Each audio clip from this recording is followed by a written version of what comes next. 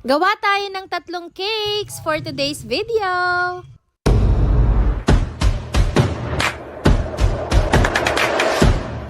Hello mga sukakes! For today's video, ayun nga, gagawa tayo ng 3 cakes. Unahin na nga natin tong order ni Miss Quenily na bento combo cake na merong 2 cupcakes. So, eto ay simple lang naman ang design. Color black ang frosting.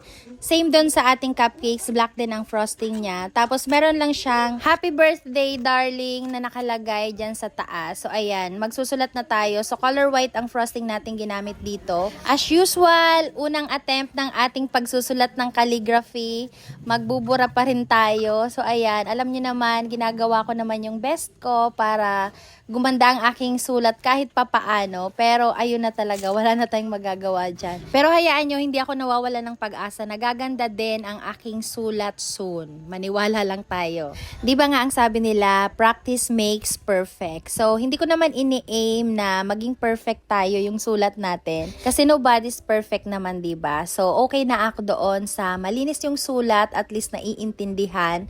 At the same time, maganda na rin para sa akin and sa paningin ng aking customer. What more important is yung lasa ng ating cake. O, diba? Ito na ang final look ng first cake natin. So, second cake na tayo. So, ito ay bento cake pa din as usual. Pero, gagamit tayo dito ng color blue or very light blue na color ng frosting. Speaking of frosting, ang gamit natin walang iba kundi ang Whip It. So, dito mapapansin yung mga cakes na maglalagay ako dito ng filling. So, ito ang request lagi ni Ma'am Rowelyn sa kanyang mga bento cakes ng kanyang baby. Most requested talaga niya yung moist chocolate cake natin with caramel filling ng Bakersfield. Yes, opo, sa mga nagtatanong kung magkaiba daw ba yung pricing ko ng regular bento cakes ko without filling compare dito sa merong filling. Yes po, may kaunting price difference pero sobrang konti lang naman kasi yung bigay ko po sa aking regular bento cakes na walang filling ay sobrang mura na po yun. Anyway, back to the cake tayo. So, nilagay ko na yung details or yung toppers na elephant sa taas. So, dapat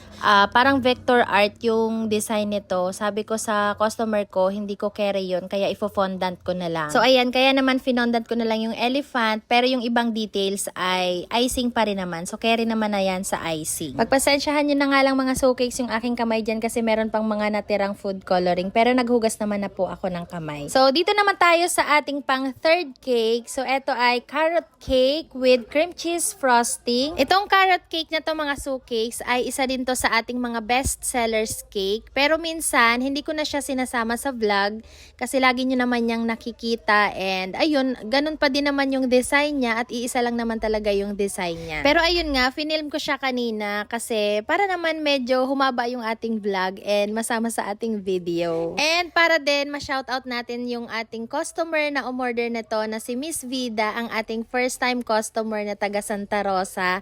So ayun, nag-feedback siya kanina about dito sa ating carrot cake and ayun, mamaya ipapakita ko sa inyo sa dulo ng ating vlog. Share ko na din sa inyo na si Miss Vida pala ay matagal na sa ating nag-inquire pero yung unang booking niya dapat ay hindi natuloy. So kaya naman nung na-book niya tong cake na to ay natutuwa daw siya dahil gustong gusto niya daw talaga matikman yung ating carrot cake. So sabi niya doon sa feedback na next time na o-order siya ay itatry niya naman yung other flavors ng ating cake like moist chocolate cake and yung ube cake daw. So ayun lang. Thank you so much po Miss Vida sa pag-order and I hope na maka-order pa po kayo ulit next time and thank you po sa pag-iwan ng feedback about sa aming carrot cake. Ayun lang mga cakes for today. Thank you so much for watching. Bye!